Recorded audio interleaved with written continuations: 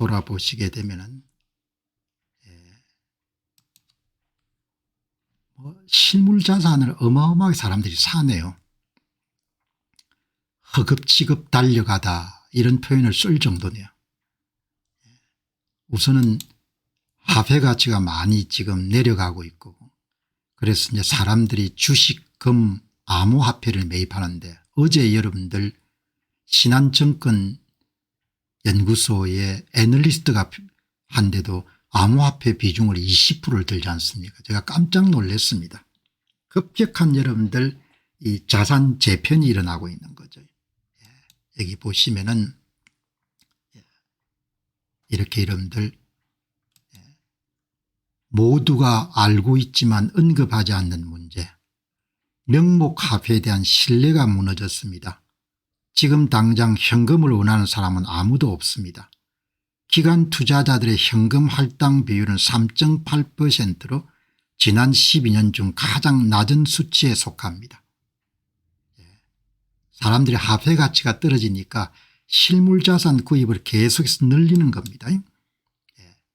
여러분은 사상 최고치를 기록하는 주식을 사시거나 금과 은에 투자하거나 암호화폐를 지금 사고 있습니다. 기업들은 AI에 수천억 달러를 투자하고 있고, 정부도 곧 AI 군비 경쟁에 합류하여 더 많은 돈을 찍어내게 될 것입니다.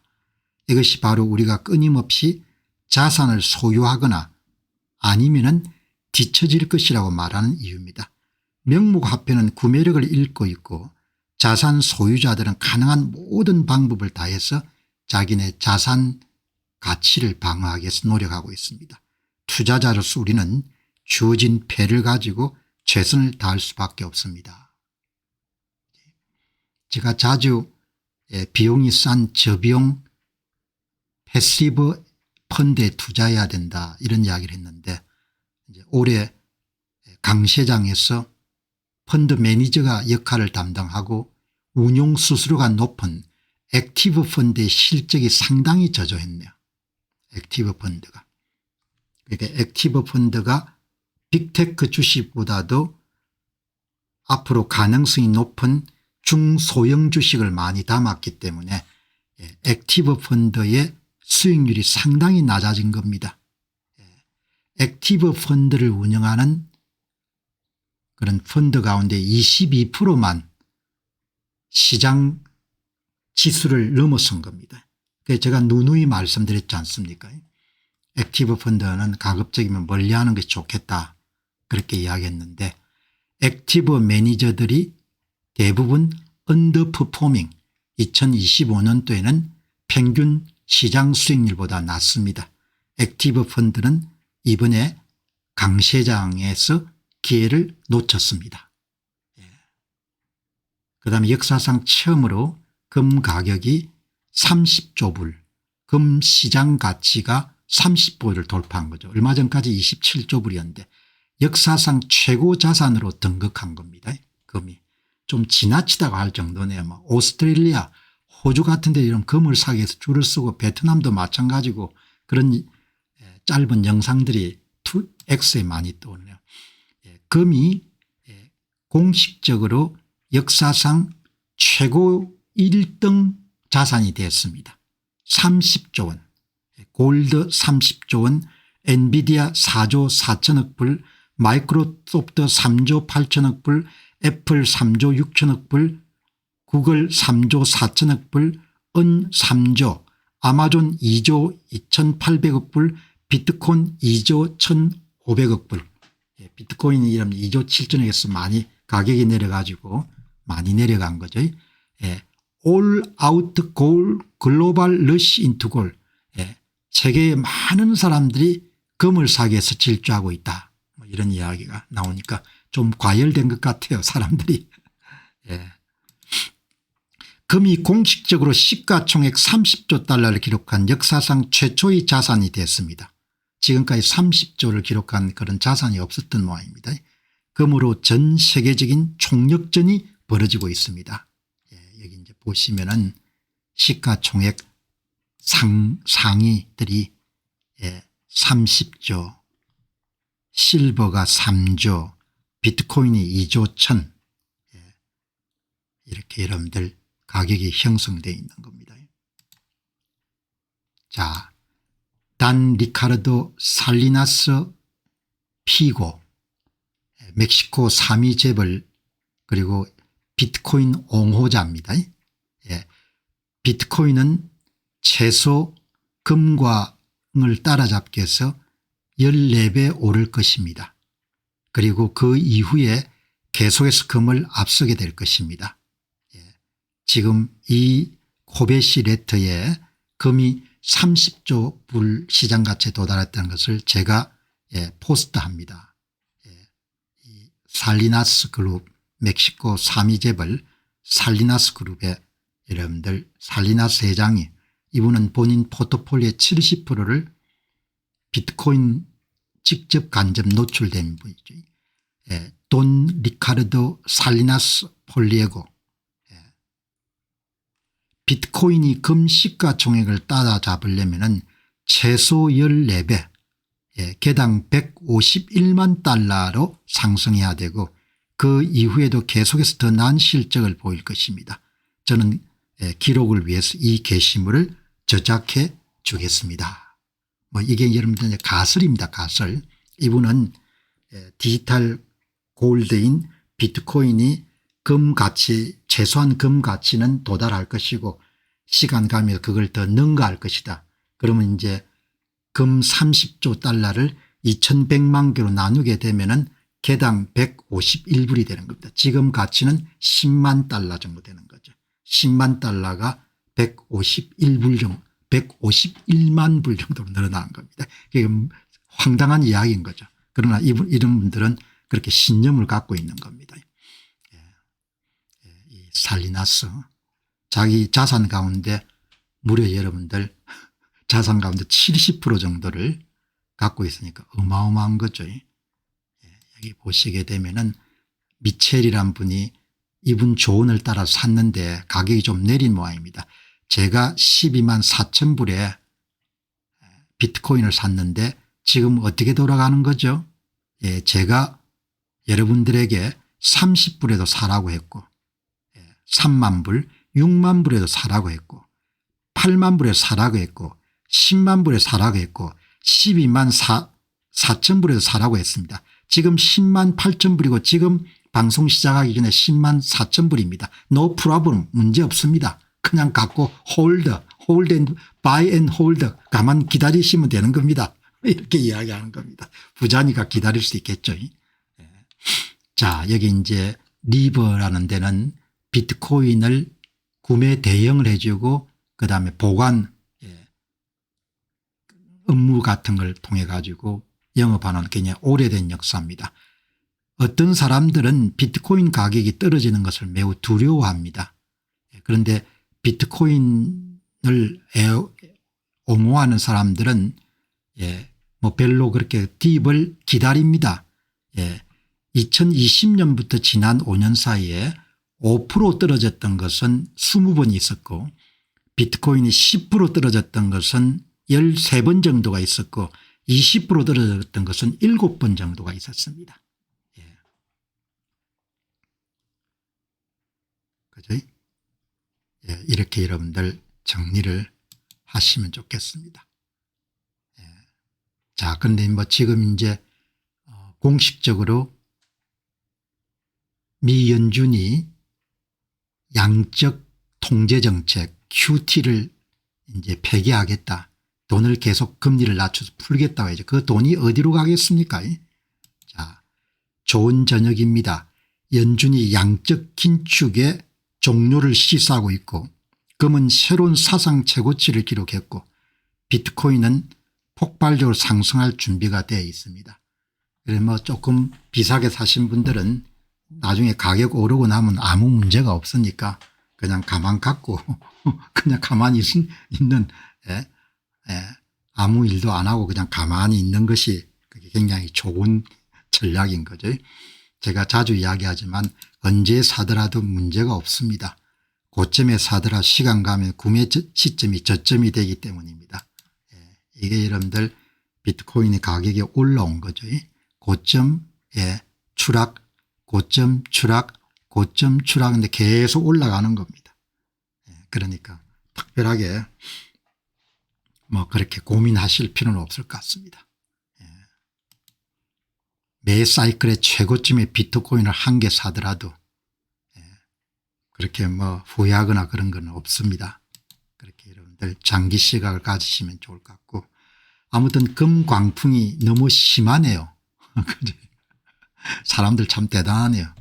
언론에서 막 금 가격이 피크를 치고 있다 이럴 때는 거의 다 여러분들 상한가인데, 여기 여러분들 베트남입니다. 베트남. 호주도 비슷합니다.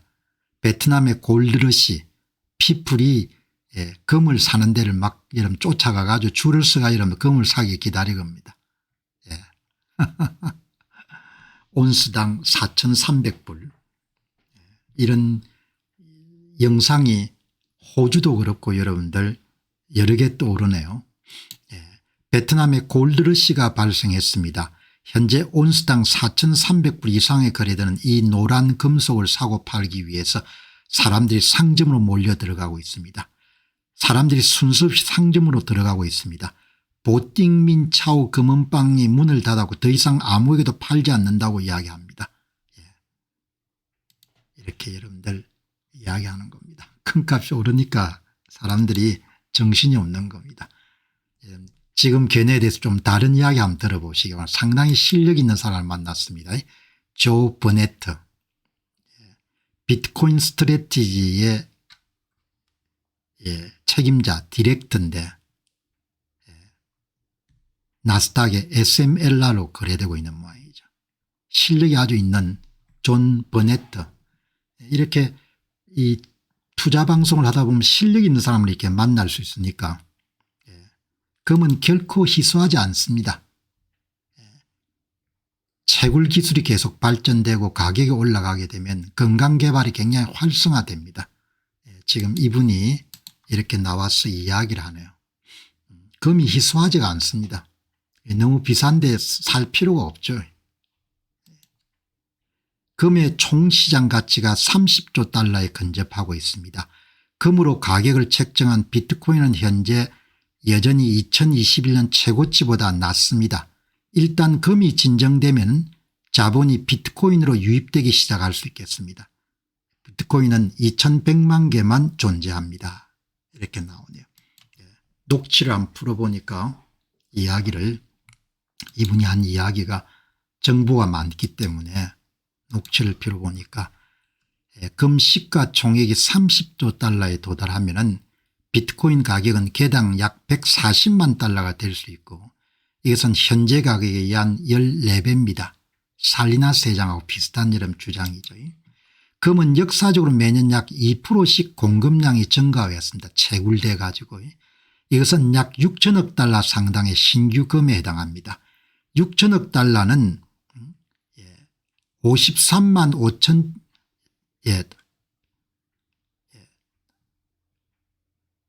535만 7천 개의 비트코인에 해당하고, 이것은 전체 비트코인 공급량의 4분의 1입니다. 금은 매년 엄청난 양의 신규 공급이 발생하는 반면에 비트코인은 절대적으로 희소하며 공급 증가율이 훨씬 느립니다. 비트코인은 절대적으로 희소하고 금보다 덜 희소한 것이 아닙니다.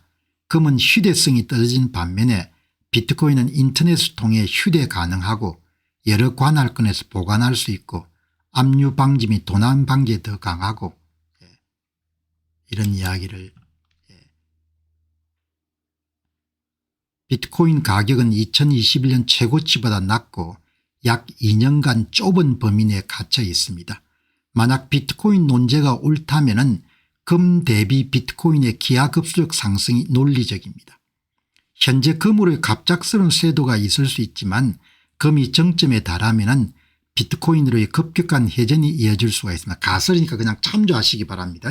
이 업계에 아주 앞선 사람들의 이야기를 여러분에 소개하는 것이니까. 비트코인 가격이 달러 및 금 모두에서 크게 상승한 것은 저는 시간 문제라고 봅니다. 녹취록을 푼 겁니다. 이 양반이 여러분들 이렇게 2분 18초짜리 여러분들 녹취를 했기 때문에 그 내용을 요약 정리한 겁니다. 참조하시기 바랍니다. 그리고 금은 물리적 결점이 많죠. 보관도 쉽지가 않고 운송, 판매 이런 부분들이 쉽지가 않습니다. 그러니까 저는 금값이 올라가는 것은 이해를 할 수가 있는데 저렇게 사람들이 높은 가격에 다 사겠다고 이야기하는 것도 여기 이제 다 이 사람들이 갖고 있는 생각을 이야기한 거니까 절대적으로 옳은 건 아닙니다. 여기 한번 보시죠. 금은 심각한 결함이 있습니다. 물리적 위치로 인해 보안이 취약하고 거래가 훨씬 더 지역적이고 따라 정치와 법률에 취약합니다.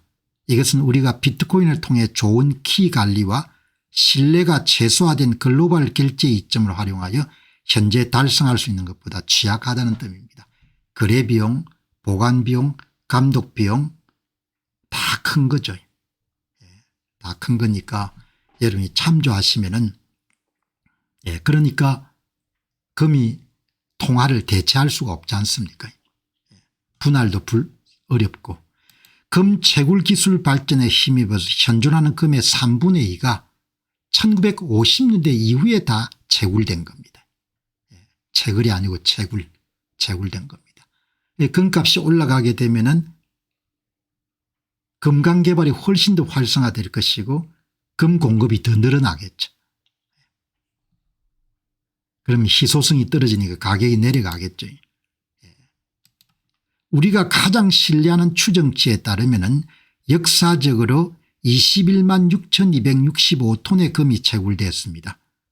흥미롭게도 이 금의 3분의 2가 1950년 이후에 채굴됐습니다. 이러한 대규모의 생산 증가는 채굴 기술의 발전과 새로운 금감맥의 발견 덕분입니다. 가격 올라가면 여러분들 채굴이 훨씬 더 활발해지겠죠.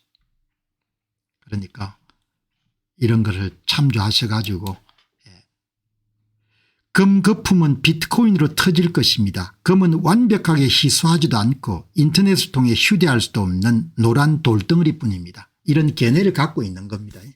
그러니까 저는 굉장히 중요하게 보는 것이 1950년대 이후에 3분의 1이 이런 금이 공급이 된 겁니다. 채굴 기술이 굉장히 중요하다는 거죠. 금은 무한정이 있는 겁니다. 지구상에. 채굴이 중요한데 채굴의 비용을 넘어서게 되면은 이제 금 생산량이 활성화되겠죠. 금값이 올라가면 그만큼 더 많이 채굴한다는 겁니다. 그럼 금 공급이 계속 늘어갈 수밖에 없는 거죠. 자, 11월 10일부터 비트코인 결제가 출시가 됩니다. 수수료 없는 결제는 2027년부터 가능할 것입니다. 비자 거칠 필요가 없다는 겁니다. 마스터카드에 운용 수수료를 줄 필요가 없이 비트코인 결제가 여러분들 활성화되는 겁니다. 누구 이야기인가 하니까 트위터를 창업한 잭 도시 이야기입니다. 이번 기회에 비트코인을 그냥 통화로 만듭시다. 미래의 결제 수단이 11월 10일 날 시작됩니다. 2027년까지는 제로 수수료를 운영되는 비트코인 결제가 시작이 될 것입니다. 우리가 피가 없고 피가 없는 결제 수수료를 지금 만들고 있습니다. 그것을 11월 10일 날 출시합니다. 잭 도시가 천재적인 것 같아요.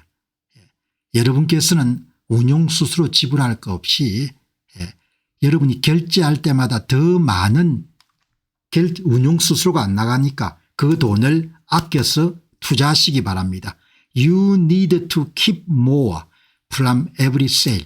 여러분은 그냥 핸드폰에 스캔만 하시면 됩니다. 비트코인 결제가 The future of payment start November 10th.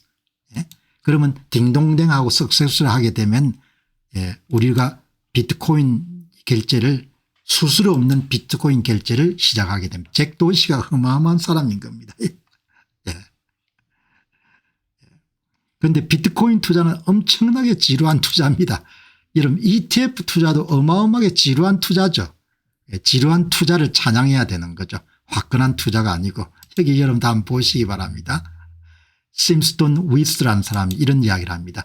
지금까지 비트코인 경험을 바탕으로 볼 때 비트코인 지지자가 된다는 것은 시간의 90%는 지루함과 정체를 느끼고 5%는 공포를 느끼고 주가 가격이 빠져가지고 5%는 환희를 느끼다가 어느 날 아침 일어나 보니까 자신이 부자가 되었다는 것을 깨닫는 것을 뜻합니다. 초기 투자자 같네. 우리는 현재 비트코인 사이클의 2단계에 있습니다. 예, 좀 정체된 지루한 우리는 We are at this stage in the current Bitcoin cycle. 뭐라도 좀 하지. Do something. 투자는 지루해야 되는 거지. 엘살바도르는 지금 뭐 다 잘하고 있죠. 엘살바도르는 부자가 됐죠. 매일 하나씩 사니까 비트코인을. 비트코인 대통령이 그러지 않습니까? 매일 한 개씩 산다고. 우리는 현재 비트코인 사이클의 2단계에 있습니다. 너무나 지루한 투자입니다. 비트코인 시장이 침체기에 있을 때 투자자들의 가격 급등을 간절히 바라며 시장에 활발한 움직임이 나타나기를 촉구하는 심리를 나타납니다. 뭐라도 좀 하지. 비트코인의 4년 주기 중 가격이 정체되고 대중의 관심이 낮은 지루함의 단계를 뜻합니다. 보덤 페이지라는 표현을 써네요. 투자자들은 큰 수익을 기대하며 기다리지만 시장이 오랫동안 조용히 움직이지 않아 인내심을 시험받는 시기입니다. 여러분 딱 10% 이내입니다. ETF 투자를 주로 하시고 자기 자산의 10% 이내를 재미삼아 가지고 투자하는 겁니다. 10% 이내는 날려도 되니까 10% 정도. 제가 이 이야기가 나오기 전에 투자는 모름지기 지루해야 된다고 그렇게 이야기했죠. 좋은 투자는 지루한 투자다. 그렇게 이야기를 했습니다. 그냥 지루하게 기다리는 겁니다. 자, 오늘 10% 정도는 할 수 있는 거지 않습니까? 10% 정도는. 많이 하는 게 아니고 10% 정도. 10% 정도 한다는 것은 뭐 그냥 리스크를 10% 정도 감당하는 겁니다. 직접 사는 게 있고 이제 미국에 계신 분들은 블랙록이 출시한 IBIT 같은 비트코인 현물 ETF, 스팟 ETF를 그냥 사면 간단하죠. 지금 가격이 많이 내려가지고 60불 수준이니까 굉장히 사기 좋은 시간이죠. 그다음에 이제 한국에 계신 분들은 빗썸이라든지 그 업비트 같은 데 들어가 가지고 조금씩 사 모으는 거죠. 최소 단위가 5,000원 단위니까요. 이제 그 외에 비트코인을 여러분들 간접 투자를 할 수 있는 방법은 마이크로 스트레치라는 회사의 주식을 사는 거죠. MSTR. 이거는 비트코인 가격 상승분뿐만 아니고 이 회사가 부채를 끌어가지고 비트코인을 사기 때문에 레버리지 효과까지 있기 때문에 오를 때는 비트코인 가격 상승분보다 1.7배에서 2배 정도 오르고 내릴 때는 1.7배에서 2배 정도 더 내리는 일종의 레버리지 ETF 같은 그런 역할을 하는 거죠. 변동성이 그래서 좀 큽니다. 이게 변동성 보시기 바랍니다. 이 변동성 MSTR 마이크로스트래티지 85%, 엔비디아 71%, 비트콘 54%, 테슬라 34%, 구글 26%, 메타 21%, 마이크로소프트 19%, QQQ 나스닥 17%, 애플 17%, 골드 GLD가 막 금탄광인지 아니면 금탄광이나 금 ETF나 15%, 그다음에 S&P 500 추종하는 게 14%, 아마존이 6%, 아마존이 진짜 이런 지루한 투자네요. 그다음에 이건 채권일 겁니다. BND가. 이걸 이제 변동성이라고 그렇게 하죠. 변동성. 변동성. 그러니까 엔비디아도 변동성이 엄청나게 크네요. 10% 살려고 하는데 가격이 내려가니까 자꾸 사고 싶은데 어쩌지요. 조금 더 사도 되겠죠. 이런 비트코인이 갖고 있는 중독성이 엄청 강합니다. 그래서 여러분이 조금 더 살 수 있으면 조금 더 사세요. 뭐 너무 많이 사지 마시고. 지금 가격이 상당히 좋은 가격이죠. 가격이 아주 괜찮은 가격입니다. 오기가 힘든 그런 좋은 가격이니까. 그새 이름 못 참고 내리면 이름 안달복달한 사람 팔지 않습니까? 그래서 약한 손에서 강한 손으로 넘어가는 겁니다. 비트코인을 이런 투자할 때는 공급이 제한되어 있기 때문에 다른 재화와 같이 가격이 오르면 공급이 증가될 수가 없기 때문에 구조적으로 비트코인은 변동성이 클 수밖에 없습니다. 그리고 거기다가 부채를 끌어다가 여러분들 비트코인을 더 사는 MSTR 마이크로스트레지는 더 변동이 클 수밖에 없는 거죠. 이 변동성이 축복입니다. 그래서 마음이 약한 사람들은 한 20% 10% 빠지면 그냥 팔아버립니다. 이제 그때 계속해서 개인 투자자로부터 기관 투자자로 소유권이 계속해서 이동해 가는 겁니다. 여기 보시면은 볼러텔리티 단기적인 고점은 감정적으로 매수하는 단기 트레이더들에게 만들어지고 단기적인 저점은 감정적으로 매도하는 단기 트레이더들에게 만들어지게 됩니다. 돈은 장기 보유자들이 법니다. 최소 5년 2030년까지만 갖고 있자 이렇게 한번 생각해 보시기 바랍니다. 2030년 지나면은 그때는 생각이 달라질 테니까 2030년 정도까지만 한 5년 정도 여러분들 투자한다 생각하시면은 되게 결론이 나오죠. 5년 지나가지고 성과가 없으면 그거는 이제 실패한 투자니까. 그러니까 되게 이제 ETF 투자도 2년 정도 가면 본인이 확신을 가질 수가 있죠. 내가 투자를 잘했구나. 그러니까 여러분들이 갖고 계신 분들은 변동성은 유기적으로 코인을 가장 강력한 손으로 이동시키고 다음번에 더 높은 상승을 위한 발판을 마련합니다. 그 심약한 사람들에게서 강한 사람으로 소유권이 계속 이동하는 겁니다. 비트코인이 폭락할 때마다 소유권은 근본적인 가치 논리를 가진 장기 저축가에게로 이전됩니다. 확신이 없으면 컨빅션 인베스팅이 아니면은 다 팔고 나가는 겁니다. 그러니까 한번 그렇게 생각하시고 앤소니 폼플리아노가 이야기하는 확신 있는 투자 종목 가운데 하나가 새로운 에셋 클래스인 비트코인이고 많이 투자는 하지 말고 한 10% 정도 확신 있는 투자. 그러니까 제가 확신 있는 투자로 권하는 첫 종목이죠. 대부분은 다 뭘 권합니까? ETF 투자를 권하잖아요. ETF 중에 확신 있는 투자. 확신 있는 투자라고 생각하기 때문에 마이크로소프트 주식을 팔고 사지 않습니까? 확신 있는 투자라고 생각하기 때문에 테슬라 주식을 팔고 사는 거죠. 그러니까 제가 그렇게 했다는 겁니다. 제가 처음에 뭐 다른 데 돈은 들어올 수 있는 데가 없으니까 포트폴리오를 여러분들 조정할 때 그렇게 본 겁니다. 확신이 있다면 초장기 보유를 해야 되는 거죠. 여기 이제 대가들 이야기를 들어보는 겁니다. 이게 마이크로스트래티지의 마이클 CEO. 비트코인을 사고 파는 것은 a sign of low IQ. 지능이 낮다는 것입니다. 비트코인은 일단 사면은 10년 정도 buy bitcoin and hold it 갖고 있자는 이야기죠.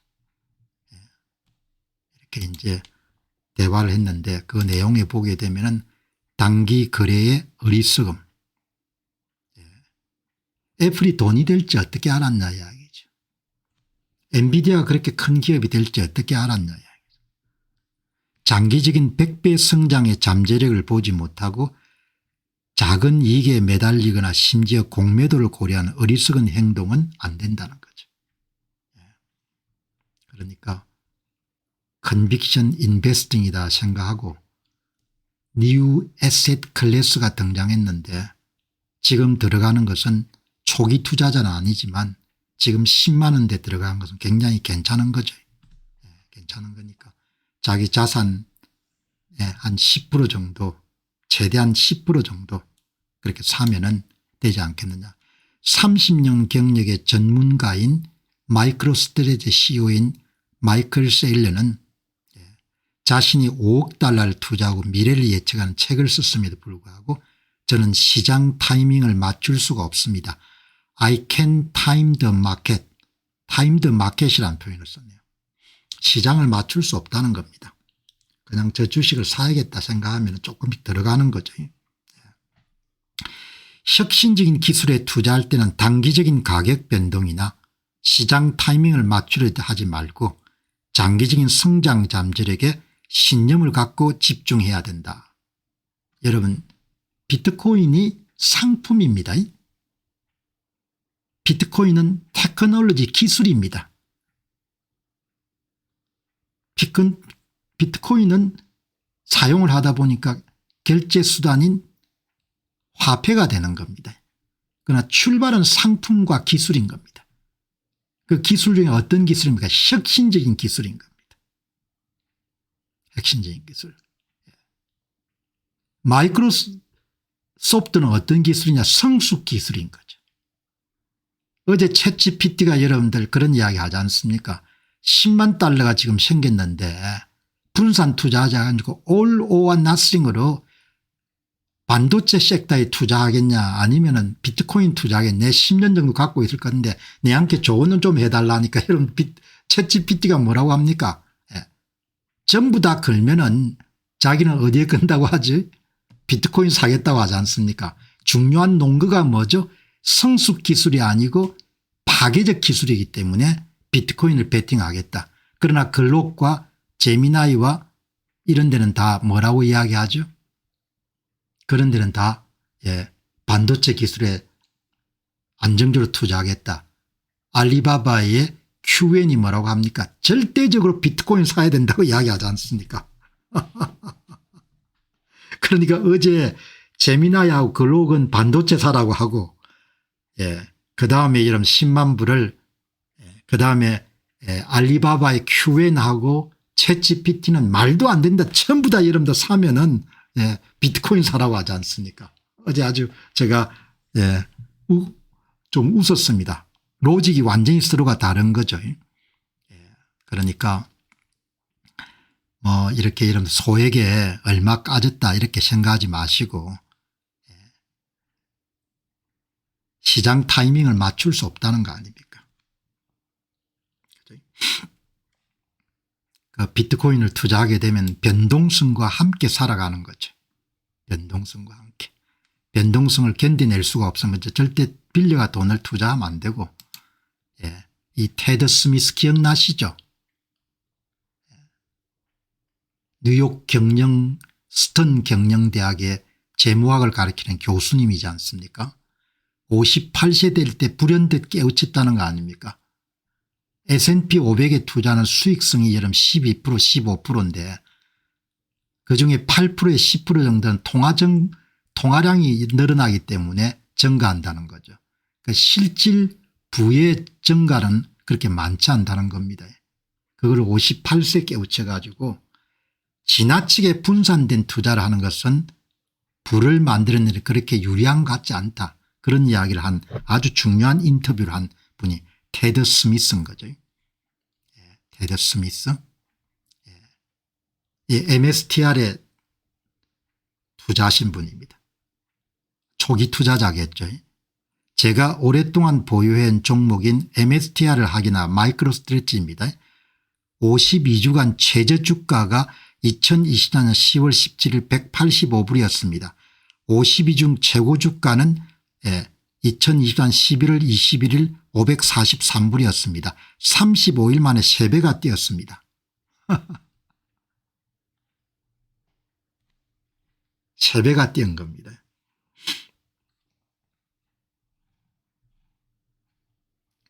절대적 희소성 문제를 봐야 되는 거죠. 금이 희소하지 않습니다. 금은 공급이 계속 증가될 수 있기 때문에. 절대적 희소성. 여기 이제 조 버넷이라는 사람이 상당히 스마트하네. 그래서 제가 타임라인을 쭉 따라서 한번 이 양반이 어떤 이야기를 했는지 한번 복습을 한 겁니다.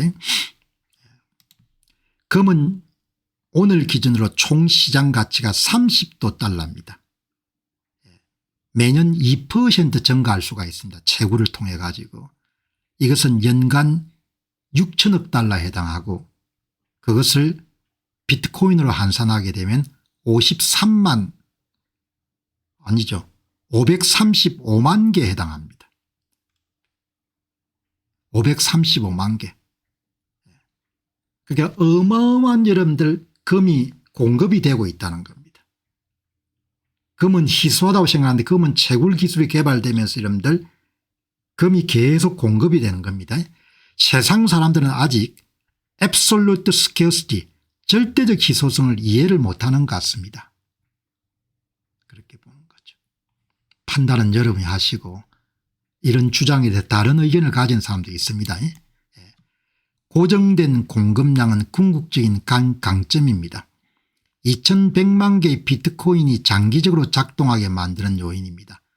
금 채굴자들은 영원히 공급을 계속 늘리는 반면에 비트코인은 상한선에서 멈춥니다. 희소성 프리미엄은 시간이 가면서 비트코인은 계속 쌓여갈 것입니다. 여기 이제 보시죠. 그럴 수도 있겠지만 장기적인 금 애호가로서 저는 비트코인과는 달리 금 가격이 오를수록 의미 있는 판매자가 보이지 않는다는 것을 장담할 수 있습니다. 비트코인 가격이 오르면 판매자가 많이 나올 것입니다. 아니 서로 다른 견해를 갖고 있는 거죠. 들어보시고 판단은 여름에 하시면 좋을 것 같습니다. 아직 시간이 좀 걸릴 것입니다. 금은 2000년 역사를 가진 확립된 가치 저장 수단이지만 최근에야 교환 수단으로서 역할을 멈추었습니다. 바로 그 지점에서 비트코인에게 상황이 매우 흥미로워집니다. 결제 수단으로 활용될 수 있다는 거죠. 가치 저장 수단뿐만 아니고 금의 인플레이션율은 희석을 보장합니다. 비트코인의 공급 일정은 확실성을 보장합니다. 차이는 단순히 희소성이 있는 것이 아니라 최종성 파이널리티입니다. 금은 희소성을 가르쳐줍니다. 비트코인은 희소성을 완성합니다. 아주 오늘 나온 이야기 중에 중요한 것이 현존하는 금 26만 톤 가운데 3분의 2가 1950년대 채굴 기술이 개발되고 난 다음에 여러분들 다 채굴된 거다. 그 이야기인 거죠.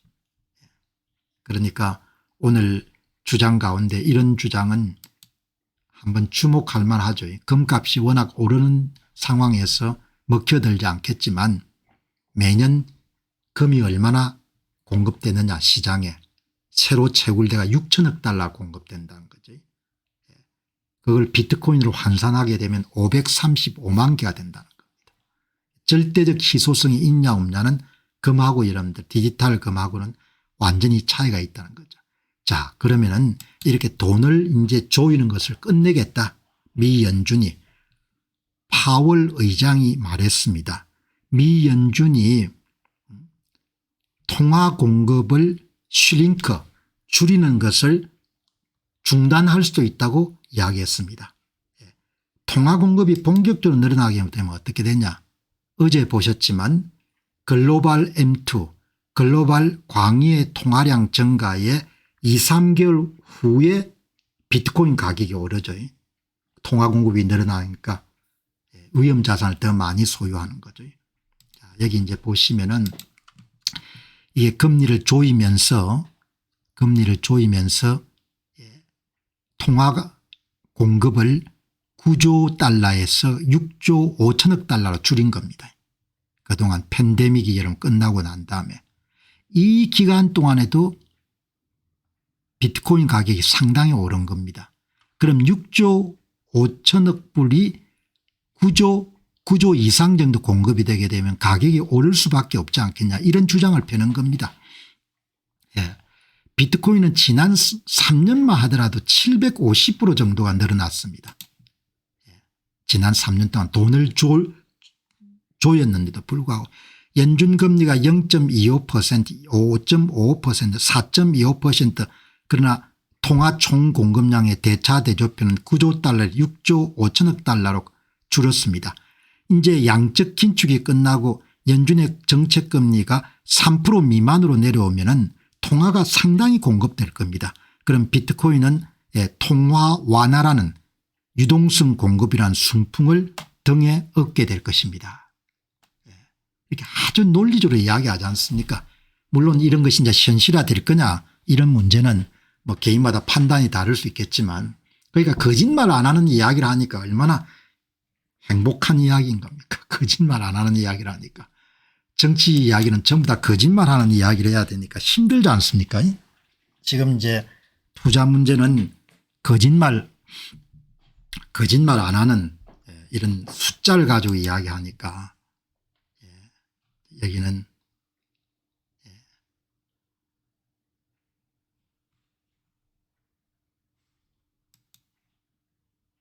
비트코인 하나가 중요한 경제 지표이자 투자 수익률의 비교 지표가 될 것입니다. 이걸 이러면 상당히 중요하죠. 비트코인 수익률이 너무 높아졌기 때문에 다른 투자자에 대한 다른 자산 투자에 대한 기대 수준이 굉장히 높아진 겁니다. 사람들이. 그래서 투자가 다른 분야에 대한 투자를 많이 줄일 수밖에 없을 것이다 이렇게 보는 겁니다. 앞으로 우월한 경제 지표는 단순히 비트코인 한 개의 구매력이 될 수도 있습니다. 그리고 비트코인 한 개의 수익 증가율이 될 수도 있습니다. 가격 증가율이. S&P 500이 여러분들 수익성이 높게 보이고 엔비디아의 수익성이 아주 높게 보이고 테슬라의 수익성이 높게 보이지만 비트코인하고 이런 비교하게 되면 너무 낮은 겁니다. 그래서 비트코인 ETF에 돈이 많이 몰려드는 겁니다. 몇 번의 비트코인 사이클을 지켜보면서 제가 알아차린 몇 가지 가운데 하나는 신규 진입자들은 극심한 변동성에 대처하는 것을 매우 어려워합니다. 일단 이런 비트코인에 10%든 5% 투자하게 되면은 그냥 없는 돈이라고 생각하는 겁니다. 없는 돈이라고. 단순히 살아남은 버티온 오랜 비트코인 보유자들은 너무 많은 돈을 벌어서 자신이 모든 것에 대해서 옳다고 생각합니다. 계속 가격이 오르니까 초기 진입자들은 뭐 걱정할 필요가 없는 거죠. 떨어져 봐야 본전에 몇 배씩 벌어 놓은 상태니까. 자, 지금 앞으로 통화가 계속해서 평정하기 때문에 역사적 자료가 제시하는 투자자들이 경성자산, 하드 에셋, 금이나 비트코인을 소유하는 보유 비중이 과거 데이터로는 설명이 안 될 거다 이야기죠. 법정 화폐의 가치가 완전히 이런 굳어지기 때문에 오래 지속될 것이기 때문에 해결될 가능성이 별로 없기 때문에 가치 보장 수단으로서 금이나 비트코인 이런 보유 비중이 지금은 5% 하라 뭐 1% 하라 이렇게 하는데 앞으로 그런 게 별로 의미가 없어질 수도 있다. 더 올라갈 수도 있다는 이야기입니다. 전문가 이야기가. 그러니까 지금은 야 금을 너무 많이 배정했다 이런 이야기가 나오는데 당신 비트코인을 너무 많이 샀다 이런 이야기가 나오는데 앞으로는 법정 화폐의 타락을 보존할 수 있는 다른 방법이 없기 때문에 금은 비트코인을 사는 것이 과거와 비교할 수 없는 많아질 거다. 저는 사람들이 비트코인이나 금과 같은 경성자산에 적용하는 모든 과매수 지표가 앞으로 10년 동안 신뢰할 수 없을 것이라는 느낌이 듭니다. 대대적인 통화질서 재편, 통화량이 증발하는 겁니다. 기간 동안 경성자산에 지나치게 많이 노출될 수 없는 무슨 말인가 하니까 경성자산에 대한 노출은 아무리 많아도 부족함이 없다는 거죠. 그러니까 그제 소개했던 릭 알데만이라는 미국의 유명한 그런 자산 컨설팅 회사 여러분들 CEO가 쓴 리포트가 최소 10% 중간 25% 공격적인 경우는 40%까지 배정하는 그런 너무나 파격적인 주장을 하지 않습니까?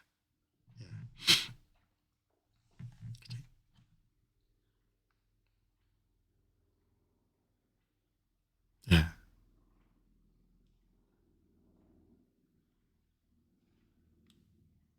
자, 여기 이제 오늘 보니까 자꾸 이렇게 STRC라는 게 나오네요.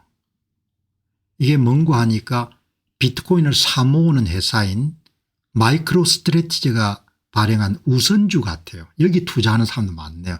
그러니까 이 STRC라는 우선주를 발행해 가지고 돈을 모아 가지고 그 돈을 가지고 마이크로 스트레치에서 계속해서 여러분들 그걸 사는 겁니다.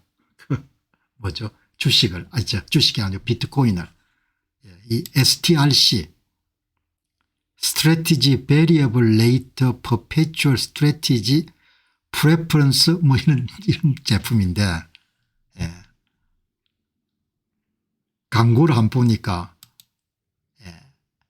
낮은 수익률에 실망하셨습니까? 그러면 여러분의 소득을 STRC에 투자하시기 바랍니다. 마이클 세일리가 광고를 하네요. 채권 같은 게 수익률이 너무 낮으니까 그런데 돈 넣지 말고 STRC에 돈을 넣으시기 바랍니다. 낮은 수익률 때문에 좌절하고 계십니까? 당신의 수입을 늘리세요. 늘리기 위해서 STRC에 투자하시기 바랍니다. 이렇게 우리는 10.25% 보장해 줄 수 있습니다. 이런 광고를 했네요. 그래서 뭔가 찾아보니까 마이크로 스트레치자에서 발행한 변동이율 시리즈 A 영구 스트레치 우선수의 종목 코드입니다. 이 우선주는 회사의 비트코인 매입 자금을 조달하고 투자자들에게 비트코인에 대한 간접적인 노출을 제공하기 위해서 설계된 금융상품입니다. 이렇게 나오네요. 그래 참 대단합니다. 예, 변동성이 MSTR은 55%, 비트코인은 38%, 이 상품들이 전부 다 마이크로 스트래티지사가 비트코인을 사기 위해서 발행한 우선주입니다. STRD, STRK, STRF, STRC. 그러니까 이거를 디지털 크레딧, 디지털 파이낸스라는 용어로 표현하네요. 여기 STRC, 그러니까 마이크로 스트래티지가 갖고 있는 비트코인이라는 기초자산을 이용해 가지고 우선주를 발행한 겁니다. 이런 경우는 신용을 창출한 거죠. 디지털 크레딧, 디지털 파이낸스의 사례를 이야기하는 겁니다.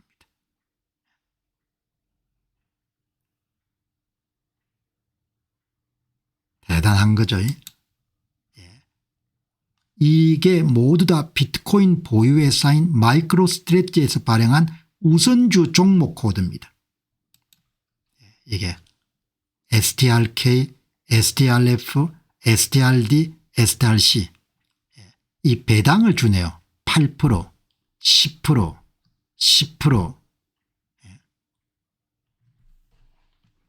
제가 상세하게 조사 안 해봤기 때문에 뭘 추천하거나 그런 건 아닌데 그냥 공부하다가 보니까 이렇게 이런 게 우선주를 발행해 가지고 돈을 조달해 가지고 계속해서 MSTR의 비트코인 구매 수를 늘리는 겁니다. 그러니까 MSTR이라는 게 소유하고 있는 비트코인을 기초자산으로 삼아 가지고 이렇게 우선주를 발행한 겁니다. 새로운 신용을 창출한 거죠. 차우튼 미국 시장은 대단한 것 같아요. 기발납니다. 기발나.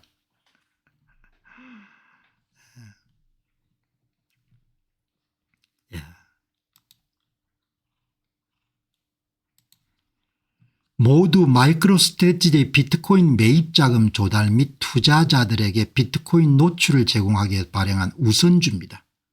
모두 액면가를 기준으로 일정 비율의 배당금을 지불하고 대부분 누적 배당입니다. STRK만 MSTR 보통주로 전환할 수 있는 옵션을 갖고 있습니다. 간접 노출을 하는 거죠. 비트코인. 비트코인 가격 상승에 따라 가지고 배당을 받는 그런 주식인 겁니다.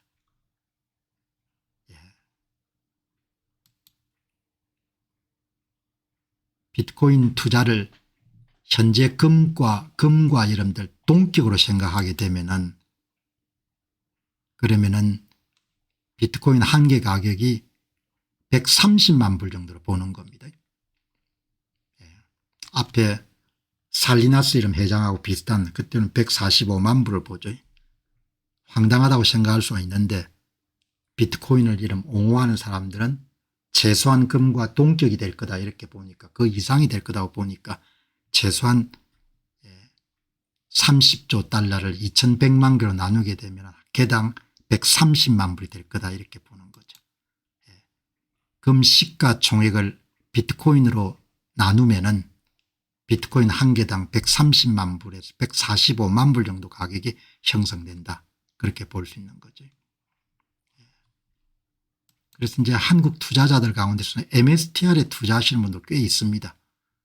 이거는 변동이 좀 크죠. 왜냐하면 비트코인 가격 상승 더하기 비트코인을 부채를 끌어다가 비트코인을 산 비트코인 가격도 반영이 되고 심리적 효과도 반영이 되고 하니까 MSTR이 그러니까 MSTR은 여러분들 뭐 많이는 말고 조금은 노출시키는 것도 생각해 볼 수가 있겠네. 여기 보시면은 이게 디지털 파이낸스인 겁니다. 그 사례 디지털 크레딧을 그대로 보여주는 겁니다. MSTR이 비트코인을 담보로 잡아가지고 STRK, STRD, STRF, STRC라는 상품을 시장에 출시해 가지고 거기서 들어오는 돈을 가지고 다시 비트코인을 사가지고 MSTR 비트코인 소유량을 늘리는 겁니다. 그런데 가장 정통적인 방법은 업비트나 빗썸에서 하나 그냥 사는 겁니다. 콜드 스토리지에 보관된 비트코인은 항상 비트코인 순자산 가치와 동일하게 거래되고 장기적으로 저축하기에는 가장 좋은 방법입니다. 가장 정통 방법은 그냥 사는 거죠. 정통 방법은. 이제 변동성이 MSTR이 55%, 비트코인이 38%, 그다음 나머지 29%, 20%, 13%, 5%는 다 비트코인을 기초자산으로 발행한 우선주죠. 그다음에 이제 신흥 국가들의 주식이 26%, S&P 500이 16%, 금이 15%, 미국채가 6%, 현금이 1.5%. 나는 뭐 오르고 내리는 건 너무 싫다. 가슴이 떨려서 그러면 현금 갖고 있는 겁니다. 그렇게 여러분들 정리하시면은 되지 않겠느냐 그렇게 보는 거죠. 그다음에 이분 이야기는 비트코인 투자하시기도 하지만 MSTR 같은 주식에 좀 투자하더라도 뭐 괜찮은 방법 같습니다. 이렇게 조언하는데 금융 조언은 아닙니다. 그렇게 분명히 못을 박죠. MSTR 보통 주가의 변동성이 54%, 비트코인 38%, 모든 전통자산보다 훨씬 높은 최고의 변동성을 갖고 있음을 보여줍니다.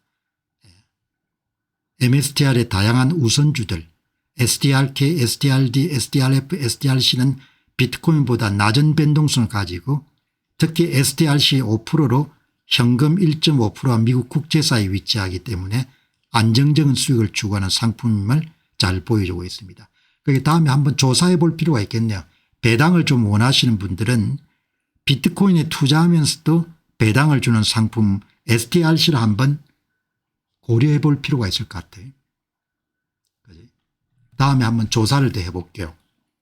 STRC. 비트코인에 간접 투자하면서 배당을 한 10% 정도 주니까 괜찮은 상품이죠. 보통 배당주 투자하는 것보다. 그런 상품이 변동성 낮고 하니까 STRC죠. 그러니까 마이클 세일러가 자기가 발행한 우선주 가운데 배당이 너무 작아서 이러면서 고민하는 사람 같으면 STRC에 투자라고 이야기하는 겁니다. STRC에. 그러면은 STRC 투자하면은 한 10% 정도 벌 수가 있다. 그렇게 이야기하는 겁니다. 누적 배당률입니다. 그런데 이제 추가적인 조사를 안 해봤기 때문에 마이클 세일러 하면 뭐 대충 잘 알겠죠. 그렇게 여러분들 참조하시면 좋을 것 같습니다. 자,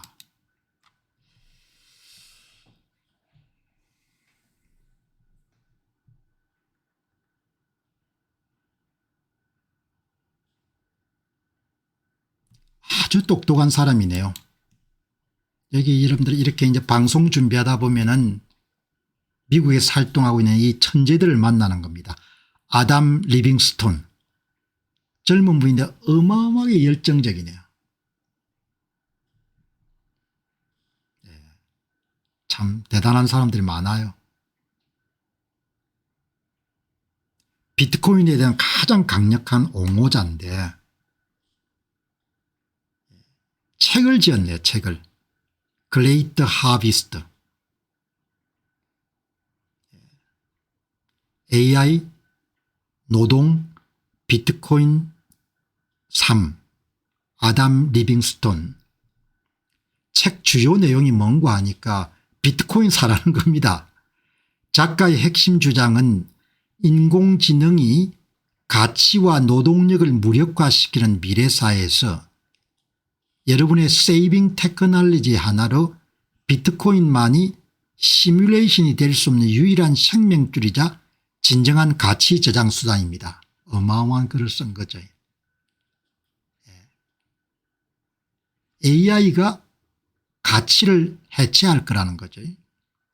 AI가 개인의 가치와 노동력을 무력화시키고 수확하게 될 것입니다. 겁난 미래를 이야기하는 거죠. 대체해버리는 겁니다. 비트코인은 이런 시대 상황에서 AI에 의해 시뮬레이션 되거나 조작될 수 없는 유일한 라이프라인 생명줄이자 진실입니다. 비트코인이 분산화되고 희소성 있고 불변성이고 가치 보존과 가치 정식의 가장 강력한 수단이기 때문에 비트코인을 사라는 겁니다. 그래서 책의 제목은 The Great Harvest. 이 책은 AI가 노동과 가치를 수확하는 시대에 비트코인이 다가오는 소멸에 살아남을 유일한 진실임을 보여줍니다. 여러분 앞에서 보셨죠? 골드만삭스 CEO가 AI가 업무를 많이 절약해 줬기 때문에 스태프를 자르겠다. JP모간이 31만 3천 명을 20만 명을 줄이겠다.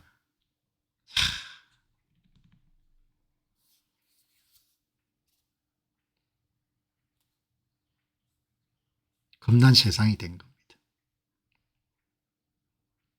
자기 자산의 비트코인을 10% 정도 구입하는 것은 그냥 세이빙 테크놀로지입니다.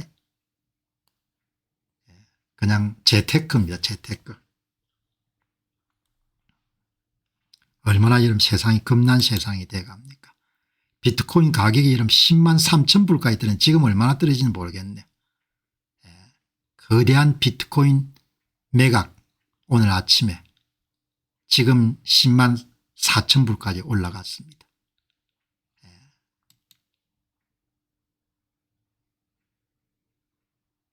2013년에도 이랬고 2014년 2015년 2016년 2017년 2018년 2019년 전부 다 이렇게 여러분들 가격이 내려가는데 이때 산 사람들은 그다음에 반드시 뉴 올타임 하이 ATH 신고점이 계속 만들어지게 되는 거죠.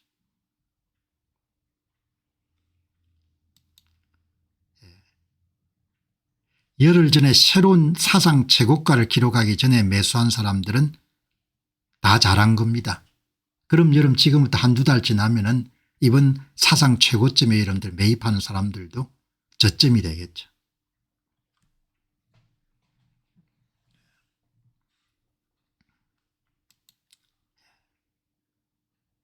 아담 리빙스톤이 엄청나게 이런 도발적인 이야기를 하는 겁니다. 2012년을 기준으로 하게 되면은 수익률이 경쟁이 안 된다는 겁니다. 부동산도 안 되고 금도 안 되고 S&P도 안 되고 비트코인 수익률에 경쟁이 안 된다는 겁니다. 모든 자산은 비트코인에 대비해서 제로로 수렴합니다. 어마어마하게 도전적인 이야기를 한 거죠. 모든 것이 비트코인 대비 0으로 갑니다. 아담 리빙스톤이라는 저는 전통금융 분야의 모든 사람들과 전쟁을 벌일 겁니다. 이렇게 나오는 거죠. 여러분 이게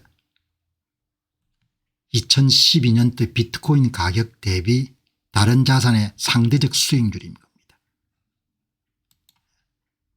금, 부동산, S&P 500 모두 비트코인 대비 0으로 향합니다. 2012년 1월 1일 기준으로 비트코인 대비 금, S&P 500 부동산의 성과를 비교하게 되면 시간이 지남에 따라 모든 가치가 급격히 하락하여 0에 수렴하는 모습을 보여줍니다. 상대적 수익성이 너무나 차이가 난다는 거죠. 비트코인 수익성하고 나머지가.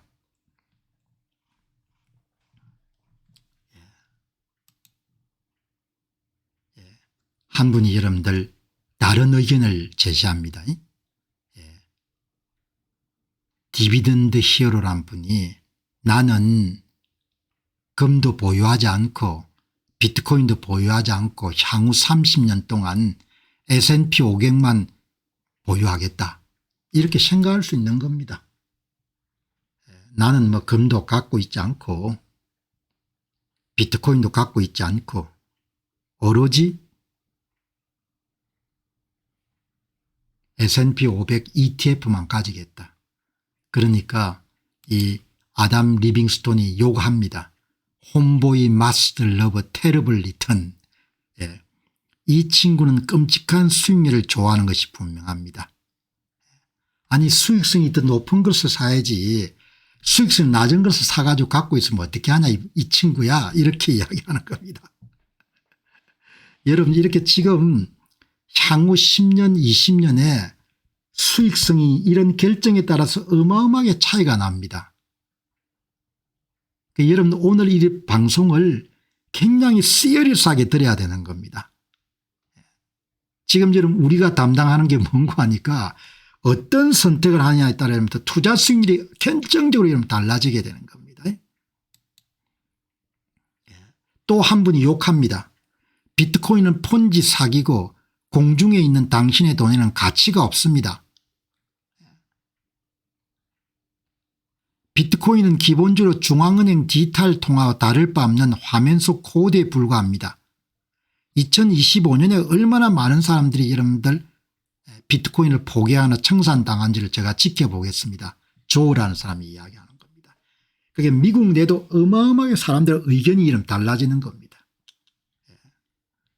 이런 사람들 눈에는 비트코인 투자하는 사람이 정신 나간 사람인 겁니다. 이 사람 눈에는 아담 리빙스톤 눈에는 뭔가 하니까 그 사람들이 정신이 나간 겁니다. 수익성 격차가 여러분들 하늘과 땅만큼 차이가 나는데 왜 S&P 500에 그렇게 목을 메고 있냐 이거거든요. 여러분 가볍게 여기지 마시고 이 아담 리빙스톤은 통념을 공격하는 겁니다. 통념을. 금은 올랐고 은은 올랐는데 비트코인은 내렸습니다. 끝났습니다. 지금을 보면 끝난 것처럼 보이죠. 부동산은 현명한 것, 금은 현명한 것, S&P는 현명한 것, 비트코인은 바보 같은 것, 아무것도 아닌 것이 기반한 것이 어떻게 현명할 수 있습니까? 완전히 그래서 투자자 가운데 이런 95%가 비트코인을 하나도 안 갖고 있는 겁니다. 이런 사람 아담 리빙스톤 같은 사람 정신 나간 인간인 겁니다. 제 방송 보고 정신 나갔다 이런 공박사가 이상하게 이러면서 요즘에 이상하게 돼가 정신 나갔다고 이렇게 생각하는 사람이 있을 겁니다. AI가 성공할수록 비트코인의 종말은 더 빨리 올 것입니다. 비트코인이 폭락하기 전까지 우리에게는 3년 정도 좋은 시간이 남아 있습니다. 그래서 제가 균형된 시각을 갖추라고 반대쪽 이야기를 소개해 주는 겁니다. 이 아담 리빙스톤은 S&P 500에 지나치게 많은 돈을 투자한 사람을 바보라고 보는 겁니다. 왜?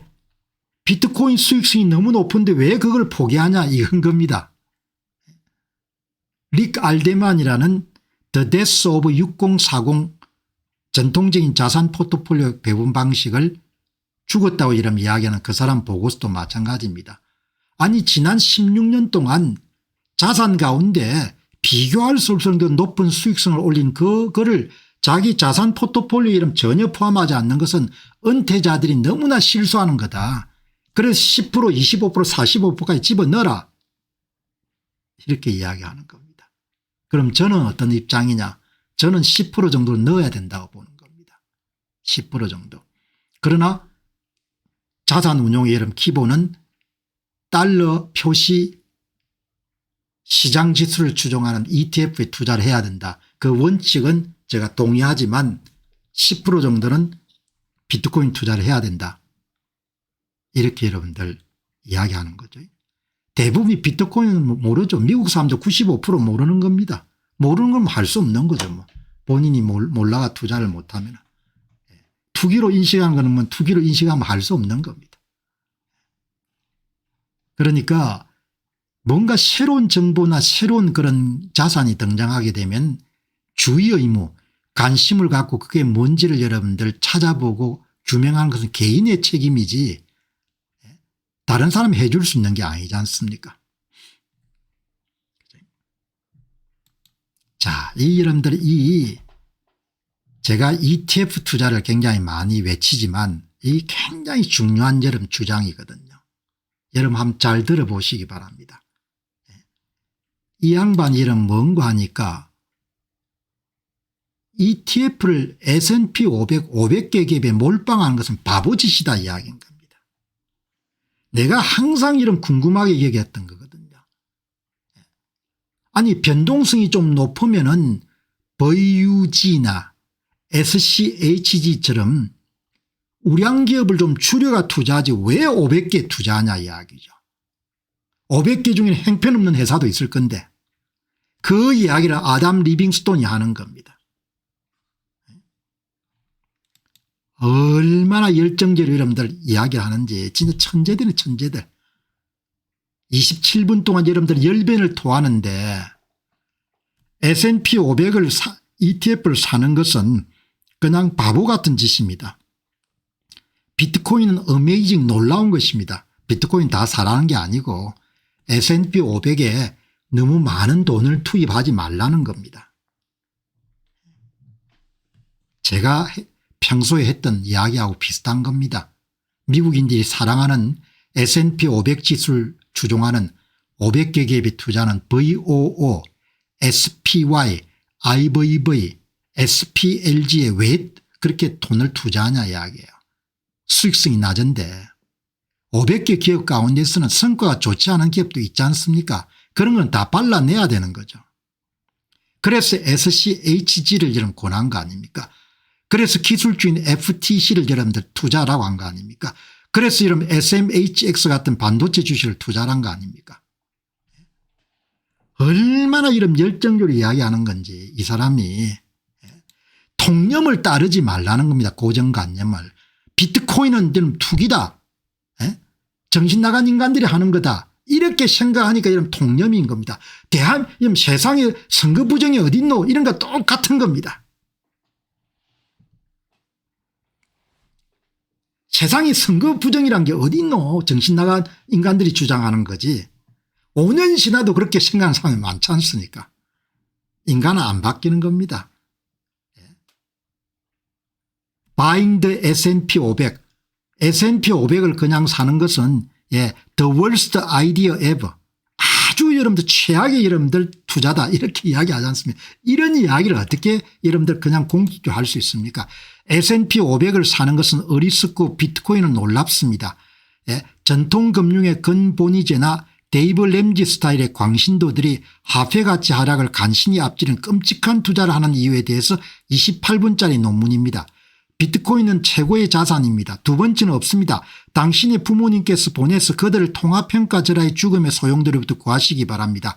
무슨 이야기인가 하니까 미국 정부에서 1년에 여러분들 연평균 10% 정도 이런 통화를 증발시키는데 통화 공급을 늘리는데 S&P 500 수익성이 이런 12% 정도 된다.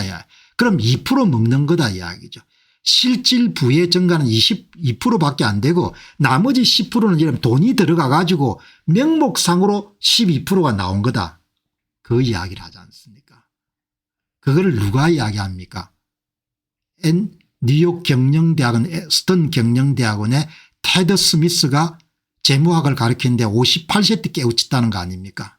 지나치게 분산된 투자가 상당히 안 좋다는 투자인 거죠. 이런 주옥 같은 이야기를 누가 해줄 겁니까? 누가. 예? 이런 정보가 얼마만큼 귀한 정보란 것을 누가 정리해서 이야기해 주겠습니까? 예? 제가 젊은 날부터 제대로 훈련을 받고 이런 혹독하게 계속 글을 써왔기 때문에 이런 정보의 천금 같은 여러분들의 가치를 이해를 하는 겁니다. 보통 유튜브들이 이해하겠습니까? 이해 안 합니다. 대부분 다 통념에 젖었기 때문에. 이 미친 생각이라고 생각하는 사람들이 많을 겁니다.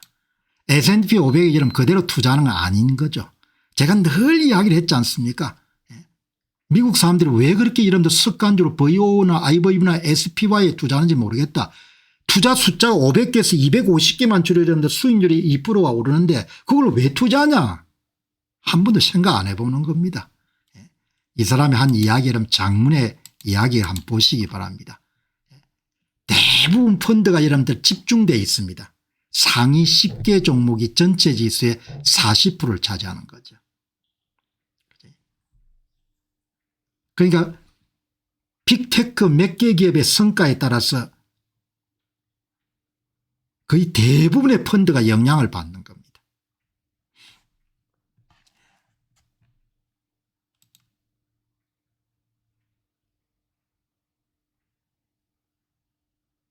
S&P 500에는 성과가 형편없이 떨어지는 여러분들 회사가 들어가 있는 겁니다. 그걸 다 발라내야 되는 거죠. 250개 투자할 수도 있고 100개 투자할 수도 있고 50개 투자할 수도 있는 겁니다. 그 이야기를 논리적으로 아주 여러분들 통화 공급량이 빠르게 증가하고 있기 때문에 S&P 500에 썼는 명목상의 수익은 행강색으로 빠르게 소멸되는 휴지와 같고 화폐 가치 하락의 위험을 경고합니다.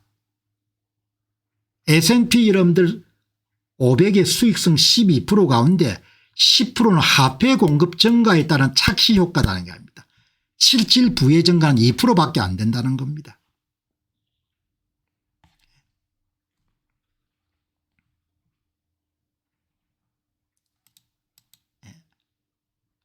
이 좀비 기업들이 많다는 겁니다. S&P 500에 돈 못 남기는 기업이 꽤 많다는 겁니다.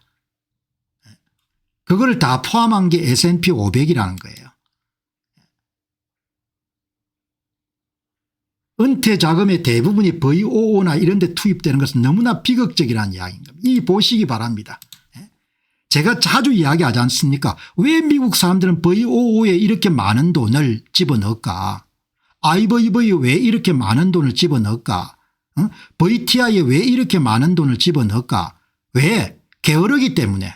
남들이 여러분들 강남 가니까 자기도 여러분 다 이렇게 여러분들 강남 가는 겁니다. 이런데 돈 집어넣으면 안 되는 거죠.